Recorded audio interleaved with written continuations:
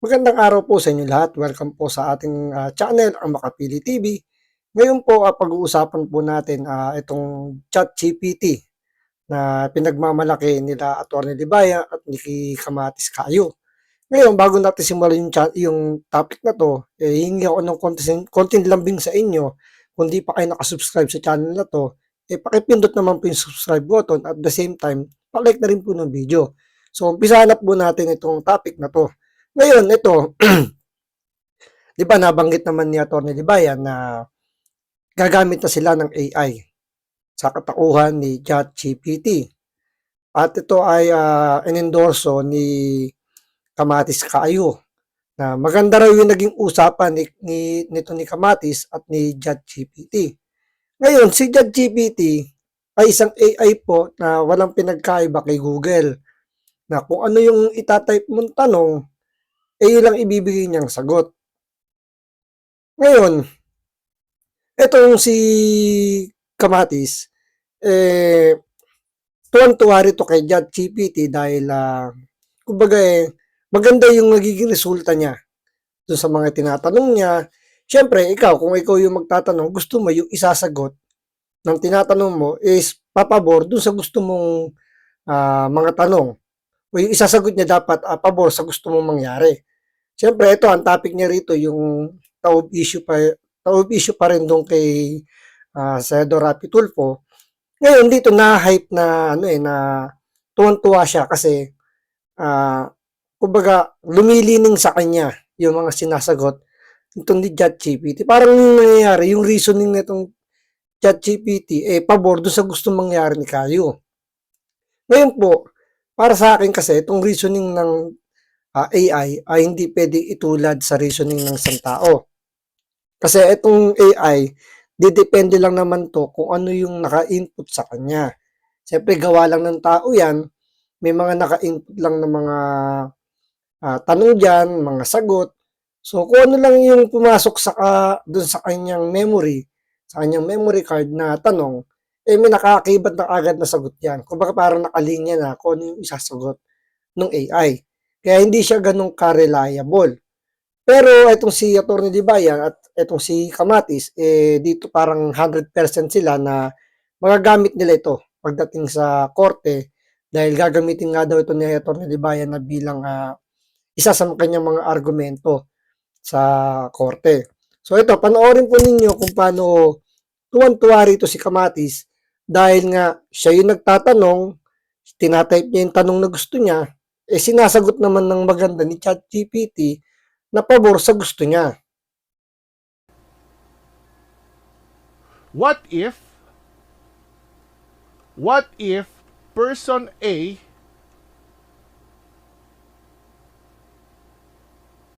Ngayon dito yung tinutukoy niya, medyo mahaba kasi ito, ang tagal-tagal ng kwentuhan dito ni Kayo, kasama yung mga mga adlib-adlib niya. So si person A, ito yung si Rapi Tulfo. And then yung person B, si Atty. Villamor. Para medyo may ideya kayo ano yung kung sino yung tinutukoy niya rito.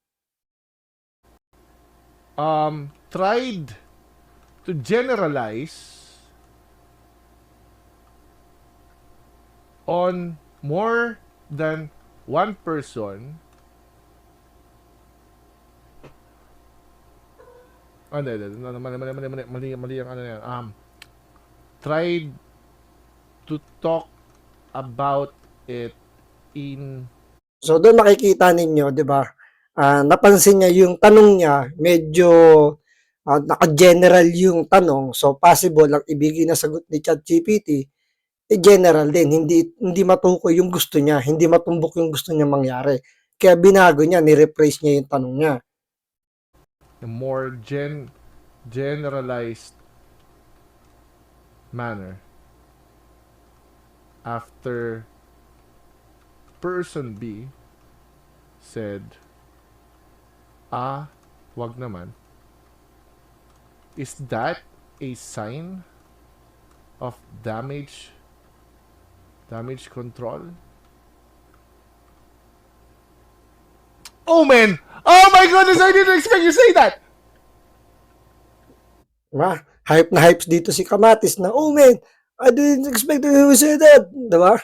paslang-slang pa tong si Kamatis, tuwan-tuwa siya dahil pumabor yung sagot or nabasa niya kagad na pumabor yung sagot ni ChatGPT doon sa gusto niya mangyari. Diba? Pakinggan ninyo. I didn't expect you to say that. I hate your ChatGPT. I hate you GPT, ganyan, diba? Hinahype niya masyado na kasi nakuha niya yung gusto niyang sagot ng ChatGPT. Yes. If person A attempts to talk about the topic in a more generalized or less intense manner after person B's cautionary statement, wag naman, it could be interpreted as a form of damage control by adjusting the tone or direction of the conversation. Person A is acknowledging person B's concern and attempting to mitigate any potential negative impact on the discussion. Damage control involves efforts to manage or minimize the potential harm or negative consequences of a situation. In this case, person A, by choosing to discuss the topic in a more generalized way, is likely trying to prevent further tension or discomfort in the conversation and maintain a more positive interaction with person B. It shows an awareness of the potential impact of the discussion and an effort to navigate it more carefully. Mapriso ka talaga, ChatGPT. Okay, since you get it. Since you get it, sabi niya, medyo kumbaga na-overwhelm siya sa sinagot ni ChatGPT. Ngayon, dito, magtatanong uli siya kay ChatGPT. Ito na po yung exciting part nitong ChatGPT pag-hype niya masyado. So, na-overwhelm siya dahil feeling niya lahat na isasagot ni ChatGPT is papabor sa kanya. So, panoorin po ninyo to. Okay, since you get it. I have one more question before we end this.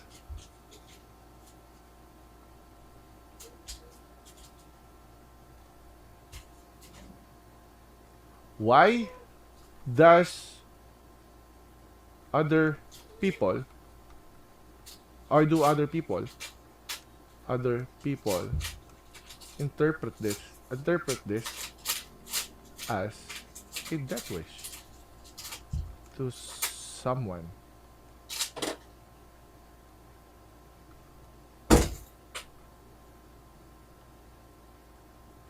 Are you guys ready? Oh, eto na. Are you guys ready? Pakinggan ninyo kung ano yung sagot ni ChatGPT. Siyempre, dahil nga na-overwhelm siya, hindi niya mapapansin or hindi niya ini-expect na ang isasagot ni ChatGPT ay mabubudol siya.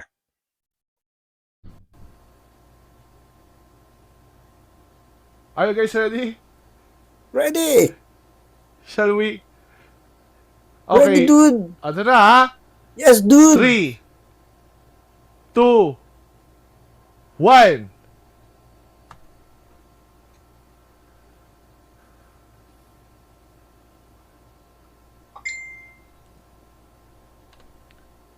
The interpretation of a death wish could arise from specific phrases used by person A in the conversation, particularly when describing their amusement at seeing someone angry.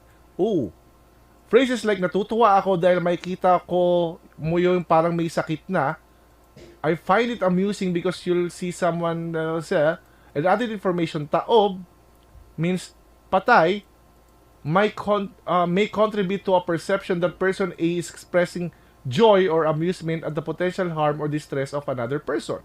Okay? Additionally, the use of words like tataubin, meaning papatayin, and in the context of the conversation might lead some to infer a more serious. No. Teka. Nag-infer ka ng ano. Hindi ko sinabi yan. Hindi ko sinabi yan sa GPT. Wag mo ko ipahamak.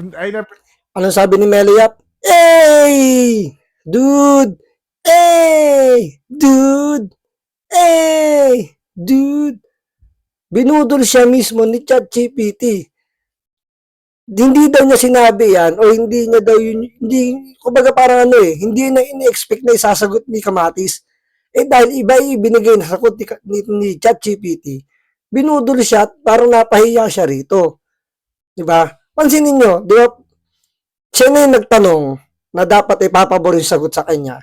Eh dahil iba yung sinagot ni ChatGPT, sasabihin niya, hindi yun ang gusto niyang, hindi niya tinanong yun. 'Di ba? Tingnan niyo. Never said that, okay? I never said that.